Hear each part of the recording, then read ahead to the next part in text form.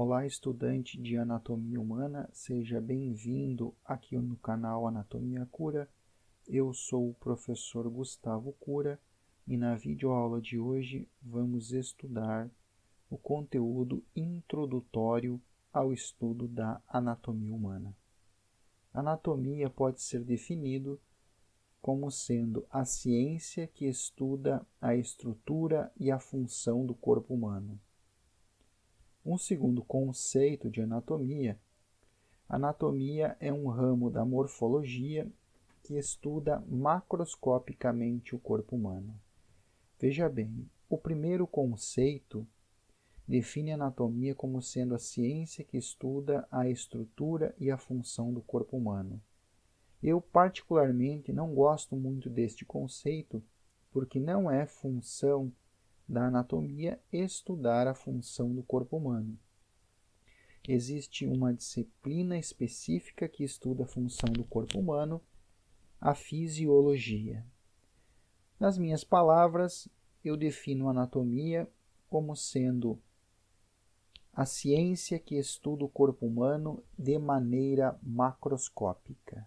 Veja bem, um conceito simples que define a anatomia humana.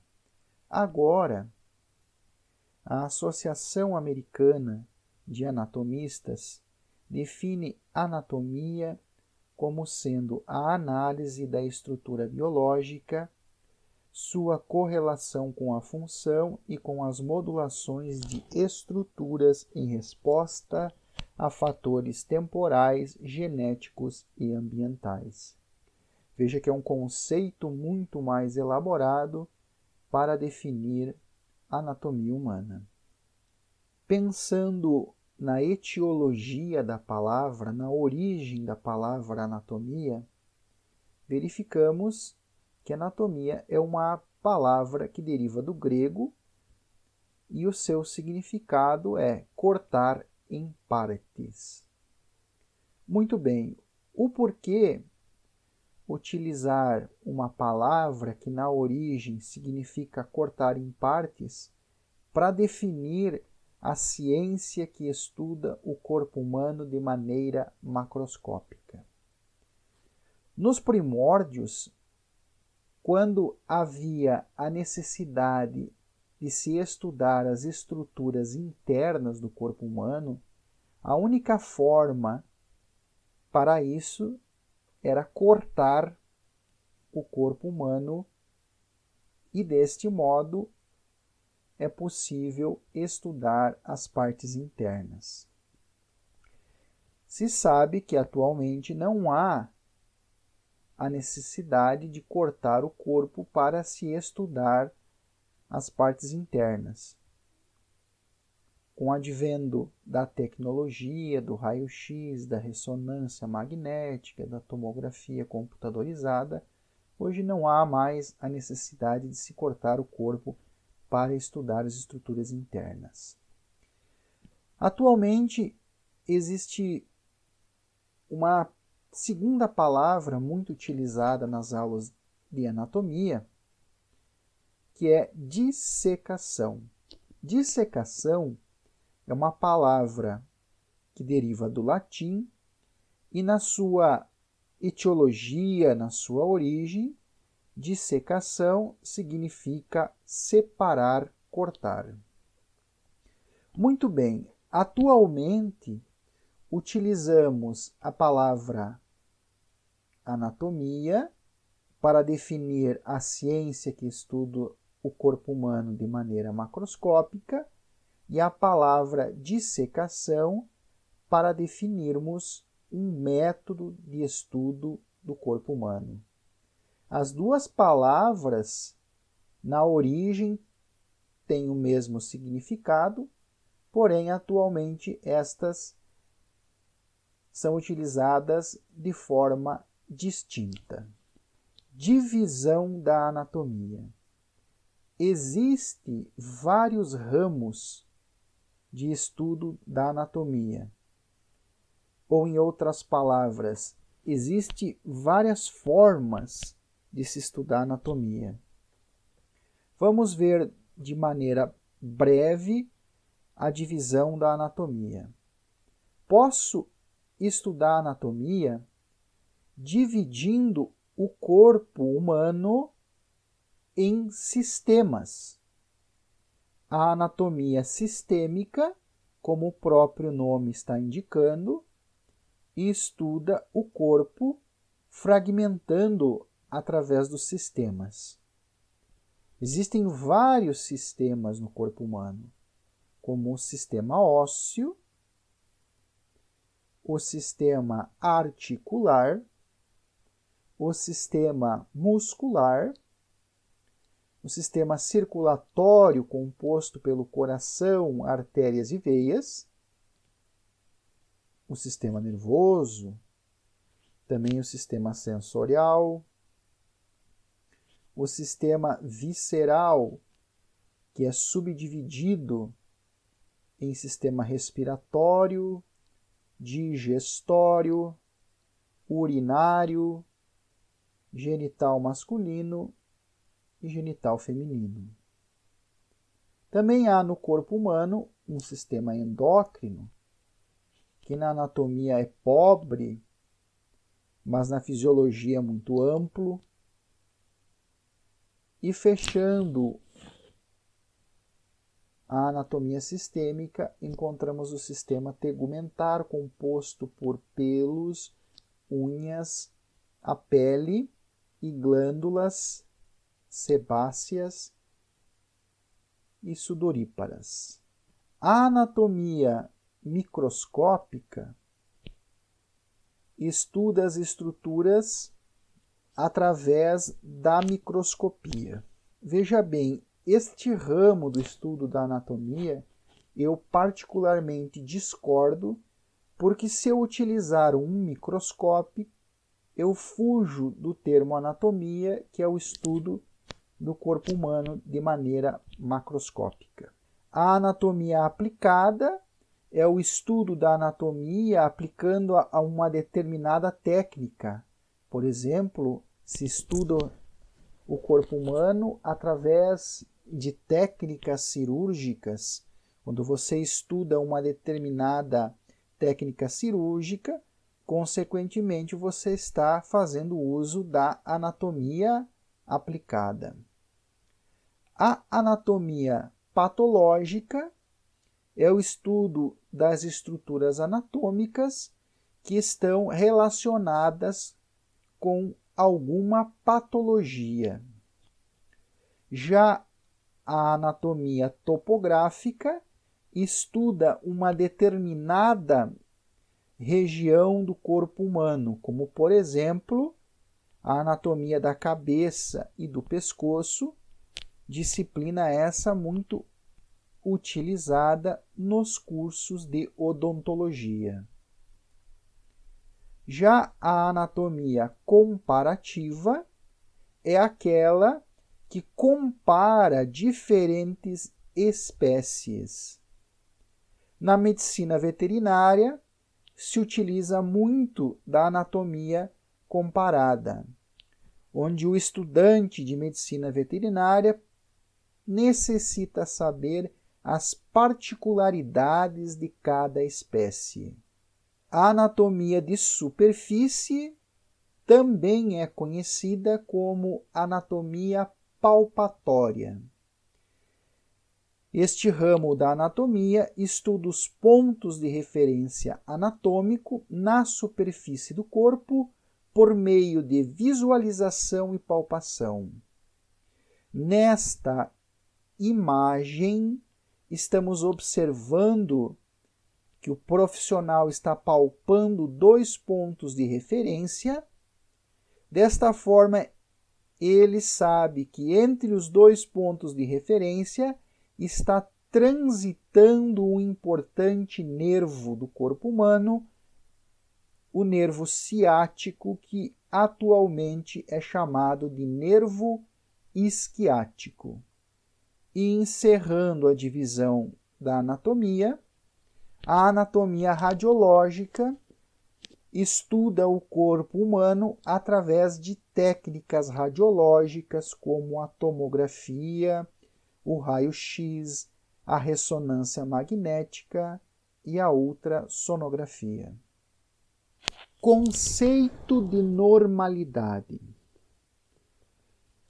Todo e qualquer livro de anatomia mostra as estruturas que estão dentro da normalidade.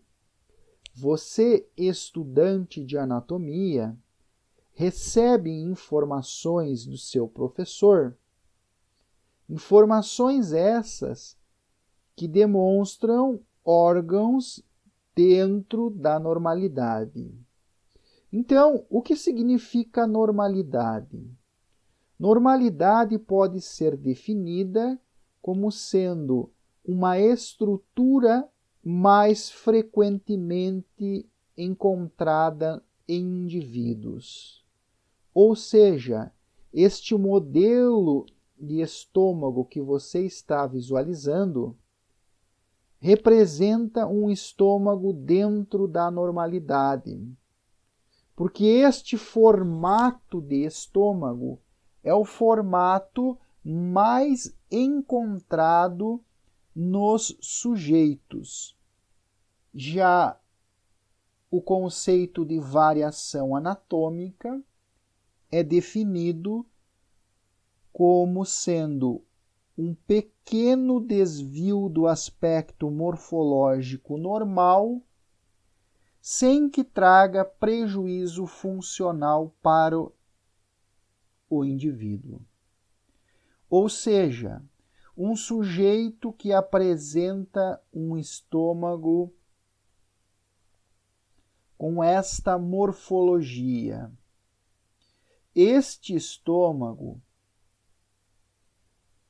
apresenta um pequeno desvio do seu aspecto morfológico normal, ou seja, tem um formato um pouco diferente do que é considerado normal, porém, este sujeito não tem prejuízo funcional, ou seja, o indivíduo não vai sofrer de azia, má digestão ou gastrite por apresentar um estômago com este formato, um estômago que apresenta variação anatômica.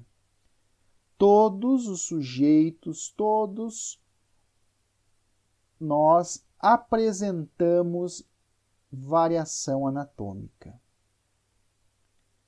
Existem alguns aspectos gerais de variação anatômica, como a idade. Ao observarmos a pele desta criança e compararmos com a pele deste idoso, verificamos variações anatômicas na pele que estão relacionadas com a idade do sujeito. Um segundo fator geral de variação anatômica é o sexo da pessoa.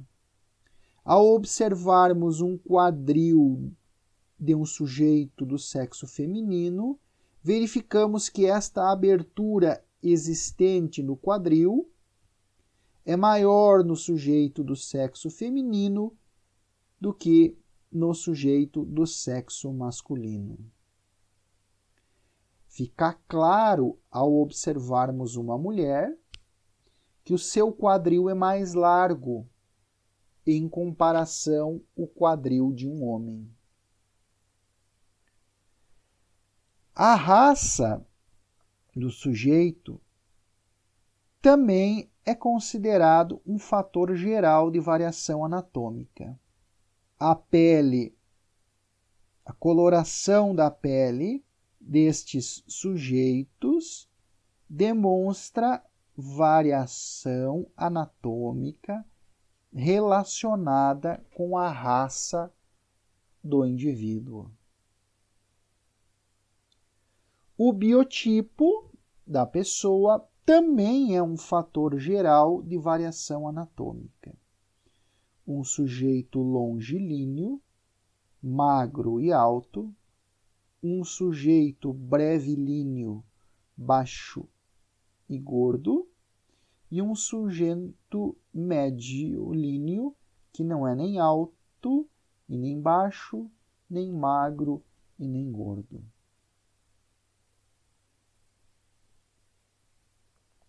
A evolução da espécie também é um fator geral de variação anatômica.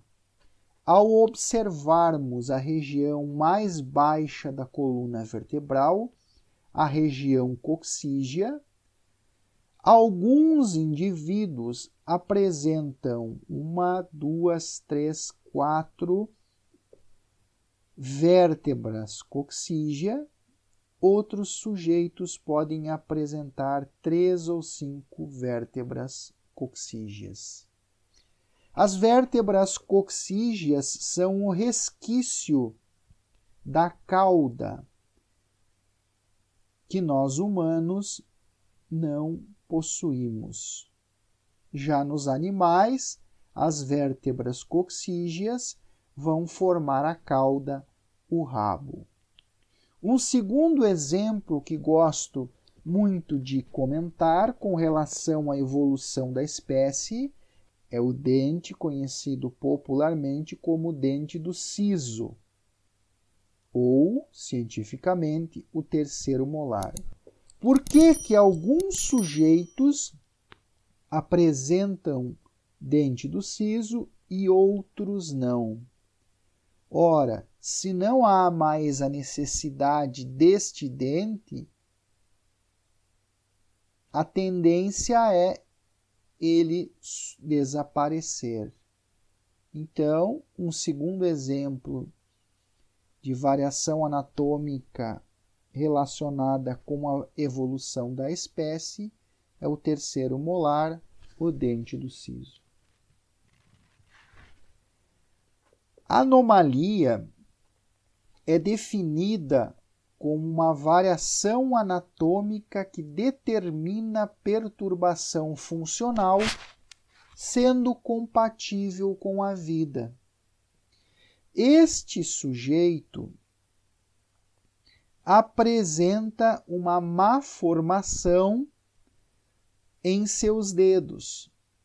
Ora, é uma variação anatômica que determina perturbação funcional. Ou seja, este sujeito tem uma perda de função.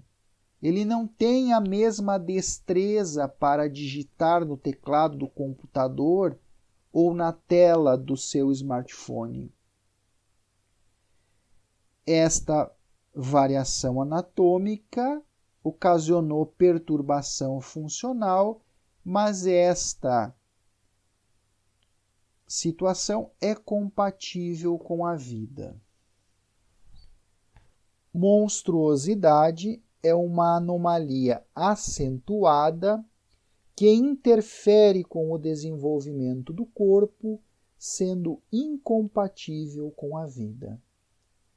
Este exemplo demonstra a situação onde estes dois bezerros nasceram grudados, são gêmeos siameses, gêmeos chipófagos. Esta anomalia acentuada interfere com o desenvolvimento do corpo, sendo incompatível com a vida. Quando eu me deparo com uma situação destas, eu estou demonstrando um caso de monstruosidade. Um segundo exemplo de monstruosidade seria as situações onde a criança nasce sem o encéfalo, ou seja, anencefalia, sem encéfalo. Também pode ser considerado um exemplo de monstruosidade. Termos regionais. Veja bem, cada região específica do corpo vai apresentar um nome anatômico. Nesta imagem, estamos visualizando os diferentes termos regionais encontrados no corpo humano.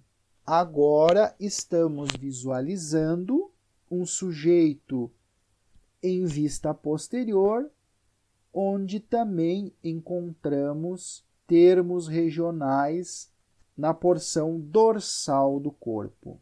Então, cada parte, cada região do corpo vai apresentar um nome anatômico específico. E você, estudante de anatomia, deve conhecer os diferentes termos regionais que o corpo humano apresenta. Posição anatômica. Na hora de descrevermos o corpo humano, utilizamos uma posição anatômica. Esta posição anatômica foi proposta no sentido de evitar equívocos na hora da descrição do corpo humano. E você, estudante de anatomia, necessita saber como é a posição anatômica. Os livros de anatomia, a fala do professor de anatomia, as perguntas existentes numa prova de anatomia levam em consideração esta posição anatômica. E como é então a posição anatômica? Na posição anatômica, o corpo humano deve estar na posição ortostática, os membros inferiores e os calcanhares estão unidos, os membros superiores estão junto ao corpo e a palma da mão está voltada para frente. E o olhar está fixo no horizonte. Então, todo o texto anatômico, toda a fala do professor, toda a pergunta de prova descreve o corpo na posição anatômica. E você, quando está realizando a leitura de um texto anatômico, quando está prestando atenção na aula de anatomia, deve lembrar que o corpo sempre será descrito na posição anatômica. Um segundo conceito que todo estudante de anatomia deve saber é o conceito de linha mediana.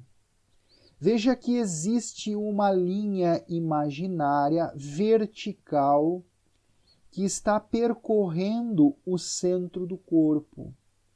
Esta linha imaginária vertical é conhecida como linha mediana.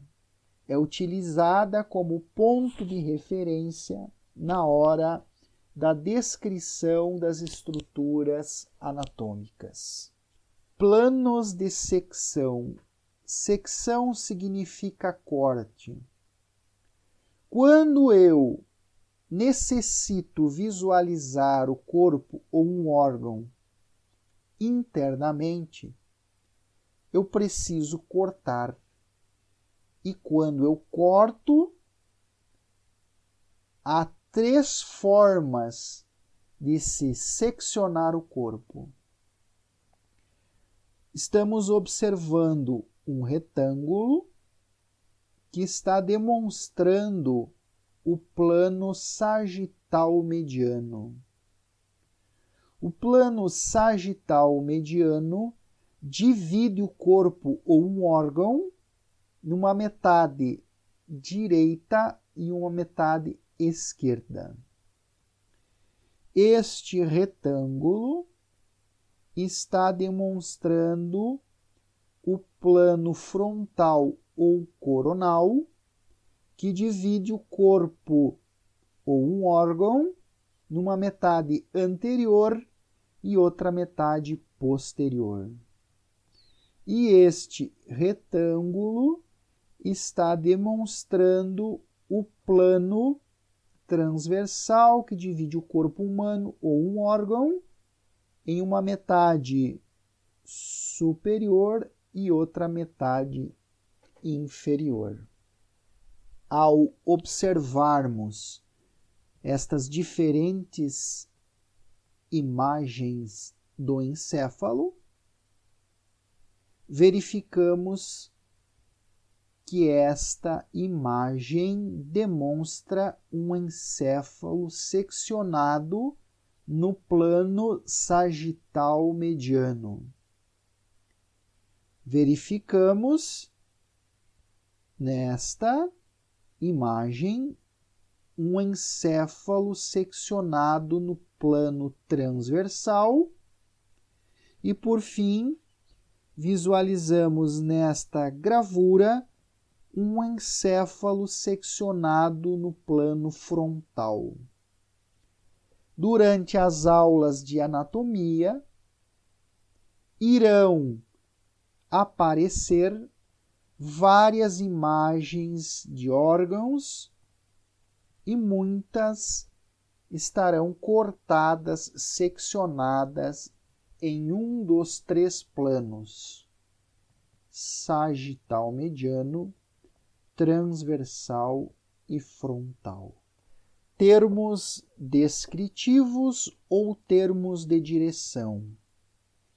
Os termos descritivos são usados para localizar as estruturas e as regiões do corpo relativas à posição anatômica.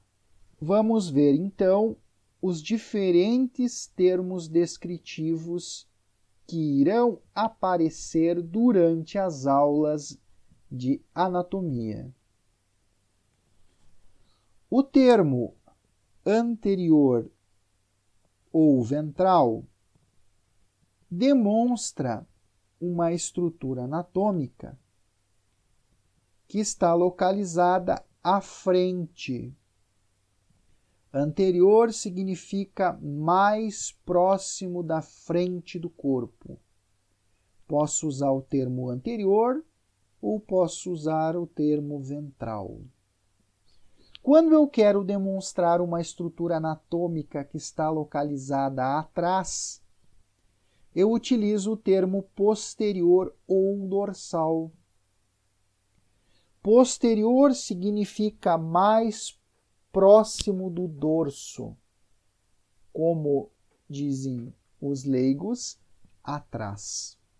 Um exemplo da utilização destes termos: estamos visualizando o tórax através de uma imagem de vista lateral, onde encontramos o coração, e anteriormente ao coração localizamos o osso externo. Posteriormente ao coração localizamos o esôfago e a coluna vertebral. Cranial ou superior. Superior significa mais próximo da cabeça, ou seja, para cima. Caudal ou inferior demonstra uma estrutura que está mais afastada da cabeça, ou seja, para baixo. Vamos a um exemplo de superior e inferior. Observamos o tórax através de uma vista anterior, onde visualizamos o músculo diafragma, e superiormente ao diafragma encontramos os pulmões e o coração.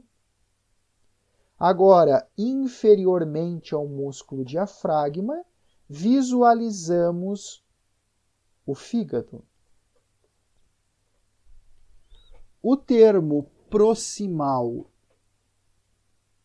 demonstra uma estrutura que está mais próxima do tronco, e o termo distal demonstra uma estrutura que está mais afastada do corpo. Estes termos são utilizados somente para os membros superiores e inferiores. Vamos a um exemplo. Estamos observando o osso do braço, o húmero. As extremidades de um osso recebem o nome de epífise. Então, esta epífise proximal está mais próxima do tronco e a epífise distal está mais afastada do tronco.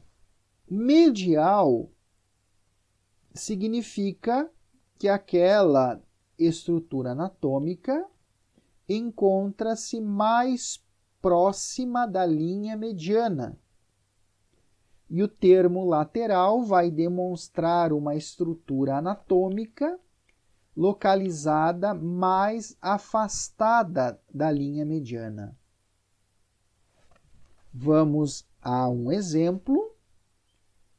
Visualizamos novamente o tórax. Sobre a linha mediana, observamos o coração.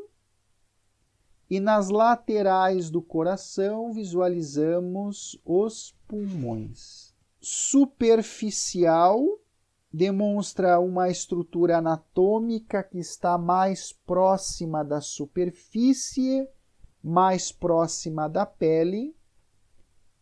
Já o termo profundo demonstra uma estrutura mais afastada da superfície, uma estrutura mais afastada da pele. Vamos a um exemplo da utilização de superficial e profundo. Observamos o braço. Aqui encontramos uma dissecção superficial, onde visualizamos o músculo bíceps braquial. E aqui estamos observando o mesmo segmento, porém, após o bíceps ser rebatido. Se o bíceps foi rebatido, estamos demonstrando uma dissecção profunda, onde observamos o músculo coracobraquial e o músculo braquial. O termo externo e interno é muito semelhante a superficial e profundo. Externo, mais próximo da superfície, interno, mais afastado da superfície. Um exemplo, estamos observando a tíbia seccionada através de um corte transversal, onde visualizamos o tecido ósseo compacto disposto externamente. Já o tecido ósseo esponjoso está localizado internamente. Este é um corte frontal da tíbia, mostrando o tecido ósseo esponjoso disposto internamente. Muito bem, chegamos ao final de mais uma videoaula aqui no canal de Anatomia do professor Gustavo Cura. Se gostou do vídeo, deixe a sua curtida, inscreva-se no nosso canal e fique atento às próximas videoaulas. Muito obrigado pela atenção de vocês, um forte abraço e até a próxima.